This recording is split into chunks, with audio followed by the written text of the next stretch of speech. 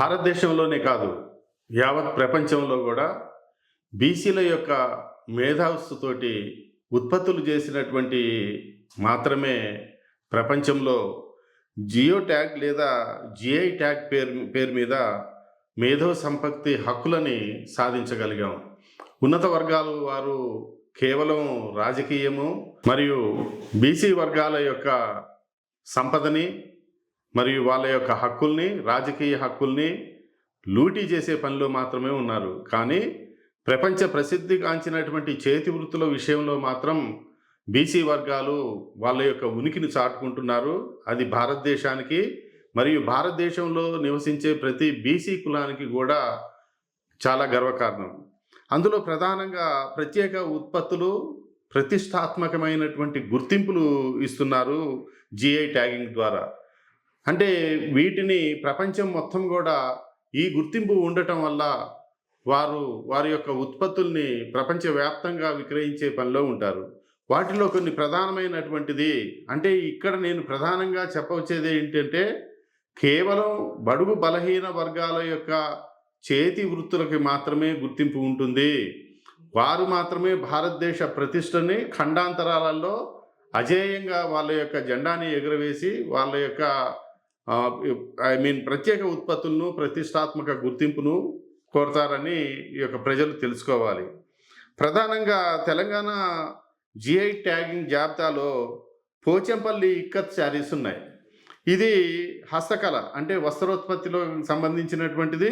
ఇది 2005లోనే ఈ యొక్క జిఐ ట్యాగు సంపాదించగలిగారు. తర్వాత రెండవది సిల్వర్ ఫిలిగ్రీ కరీంనగర్ హస్తకళ. ఇది 2007లో జిఐ ట్యాగింగ్ పొందటం జరిగింది. అంటే ఈ యొక్క వెండి యొక్క కరీంనగర్ వాళ్ళు సిల్వర్ ఫిలిగ్రీ అంటే డిజైన్స్ చేస్తుంటారనమాట. దేని మీద కొన్ని ఇది కలప వస్తువుల మీద, అదే రకంగా మెటల్ వస్తువుల మీద ఈ యొక్క వెండితోటి జియో ట్యాగింగ్ చేస్తారు. దీన్ని సిల్వర్ ఫిలిగ్రీ అంటారు. అదే రకంగా మూడవది నిర్మల్ పెయింటింగ్స్. మనందరికీ తెలుసు నిర్మల్ పెయింటింగ్స్ అనేది కూడా హస్తకళ. దీనికి జిఐ ట్యాగింగ్ 2008లో ప్రపంచవ్యాప్తంగా గుర్తింపు పొందినటువంటి ఇది. అదే రకంగా Nirmal toys and crafts, Nirmal పెయింటింగ్సే కాకుండా చెక్కతోటి చేసేటటువంటి నిర్మల్ టాయ్స్ అండ్ క్రాఫ్ట్స్ హస్తకళకు సంబంధించింది కూడా, దీనికి కూడా 2008లో జిఐ ట్యాగింగ్ ఇంటర్నేషనల్ గుర్తింపు సంపాదించాం. నిర్మల్ ఫర్నిచర్ కూడా వుడెన్ తోటి కలపతోటి చేసేటటువంటి నిర్మల్ ఫర్నిచర్స్ కూడా 2008లోనే జిఐ ట్యాగింగ్ వచ్చింది. అంటే బడుగు బలహీన వర్గాలైనటువంటి వాళ్ళ యొక్క ఉత్పత్తులు, వాళ్ళ యొక్క మేధో సంపత్తిని రంగరించి తరతరాలుగా చేస్తున్నటువంటి వాళ్ళు ఎంత బీదరికంతో బాధపడుతున్నా కూడా వాళ్ళ యొక్క జియో ట్యాగింగ్ని ప్రపంచాన్ని గుర్తింపు తెచ్చేటట్లుగా మరియు ఆ యొక్క ప్రాంతానికి గుర్తింపు తెచ్చేటట్లుగా ఉన్నాయి. అదే రకంగా ఇంకొకటి, ఇంతకుముందు పోచంపల్లి ఇక్కత్ చెప్పుకున్నాం, టై అండ్ డై కూడా ప్రధానమైంది. అదే రకంగా గద్వాల్ చీరలు కూడా హస్తకళకు సంబంధించిందే. దీనికి కూడా 2008లో జిఐ ట్యాగు సంపాదించారు. హైదరాబాద్ హలీం ఇంకొకటి ప్రధానమైనటువంటి హలీం. అంటే అది చికెన్ తోటి చేసినా లేదా మటన్ తోటి చేసినా లేదా వెజిటబుల్ తోటి చేసినా కూడా ప్రపంచ ప్రసిద్ధిగాంచింది హైదరాబాదు హలీము ఆహార పదార్థం యొక్క కేటగిరీ విభాగంలో 2019లో హైదరాబాద్ హలీంకి కూడా జిఐ ట్యాగు సంపాదించారు. పెంబర్తి మెటల్ క్రాఫ్ట్స్, పెంబర్తి అంటే హాలియా నుంచి వరంగల్ పోయే దారిలో పెంబర్తి ఈ యొక్క ఇత్తడికి సంబంధించినటువంటి దేవతా విగ్రహాలు, తోరణాలు, వీటి వివిధ రకాలైనటువంటి దేవతామూర్తుల యొక్క తయారీలో వీరికి కూడా పెంబర్తికి కూడా హస్తకళ విభాగంలో 2010లో ఈ యొక్క జిఐ ట్యాగింగ్ సంపాదించగలిగారు.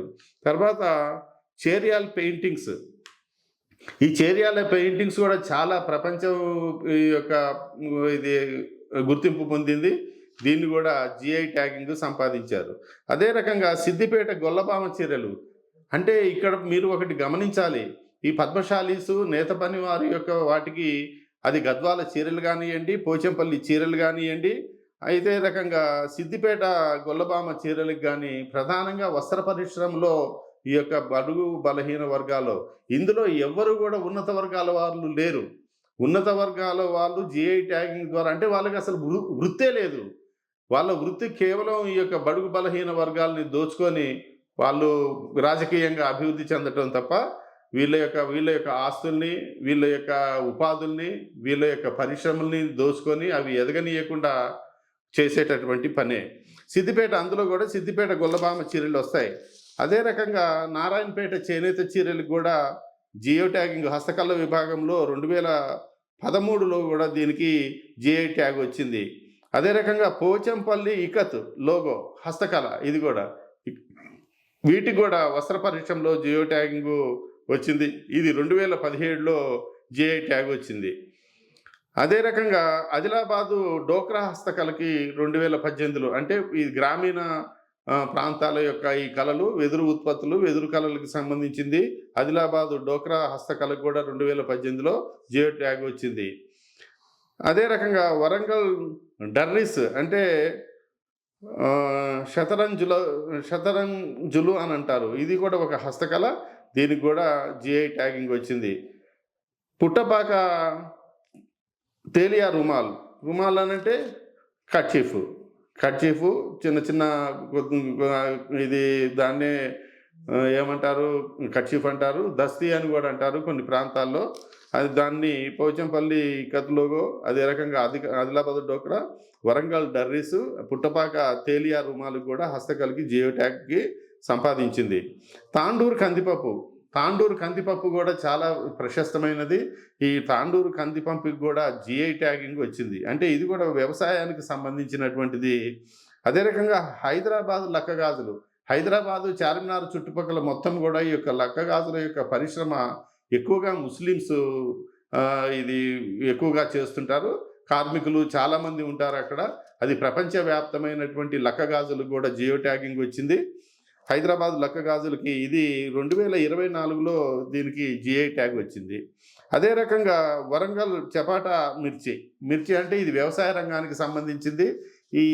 ఈ మిర్చికి కూడా ప్రపంచవ్యాప్తమైనటువంటి గుర్తింపు వచ్చింది. ఈ యొక్క జిఐ ట్యాగ్ దీన్ని జనరల్గా ఏమంటారంటే జియో ట్యాగ్ అంటారు. ఇది మేధో సంపత్తికి సంబంధించినటువంటిది. ఒక నిర్దిష్ట ప్రాంతంలో అక్కడ ఉన్నటువంటి హస్తకళాకారులు వ్యవసాయదారులు చేసినటువంటి కృషికి ఒక్కతరం కాదు తరతరాలుగా ఆ గ్రామంలో ఆ ఇంట్లో ఉన్నటువంటి వాళ్ళు వంశపారంపర్యంగా చేస్తున్నటువంటి ఈ యొక్క హస్తకళలకి ఉత్పత్తులకి శారీస్కి వ్యవసాయానికి హలీం లాంటి ఆహార పదార్థాలకి కందిపప్పు లాంటి వాటికి కూడా వ్యవసాయానికి సంబంధించి తాండూరు కందిపప్పుకి ముఖ్యంగా ఈ యొక్క వ్యవసాయము మరియు హస్తకళలైనటువంటి చేనేత పరిశ్రమకి ఈ యొక్క జిఐ ట్యాగింగ్ రావటం మన తెలంగాణ రాష్ట్రం నుంచి కనీసము 18 జిఐ ట్యాగింగ్ రావటం మనందరికీ గర్వకారణం. కాబట్టి ఇప్పటికైనా కూడా ప్రభుత్వం కళ్ళు తెరిచి ఈ యొక్క అతి గొప్పనైనటువంటి ప్రపంచంలోనే గుర్తింపు పొందినటువంటి ఈ యొక్క హస్తకళలకి మరియు వీళ్ళ యొక్క నైపుణ్యానికి సరైన గుర్తింపు ఇచ్చి దాన్ని ప్రోత్సహించినట్లయితే ఇంకా ఎక్కువ ఆ కుటుంబాలు ఆర్థికంగా నిలదొక్కుకోగలుగుతాయి. అంతేకాకుండా వారి యొక్క హస్తకళని అజరామరణంగా ఎల్లకాలం నిలిచేటటువంటిగా ఉండాలంటే ఈ యొక్క ప్రభుత్వాలు మొత్తం కూడా వాళ్ళకి ఆర్థిక సహకారము మరియు వర్క్షెడ్ పథకము మరియు వాళ్ళకి సరైనటువంటి వసతులు కల్పించినట్లయితే ప్రపంచంలోనే మనం నెంబర్ 1 అవుతారో సందేహం లేదు. Thank you so much.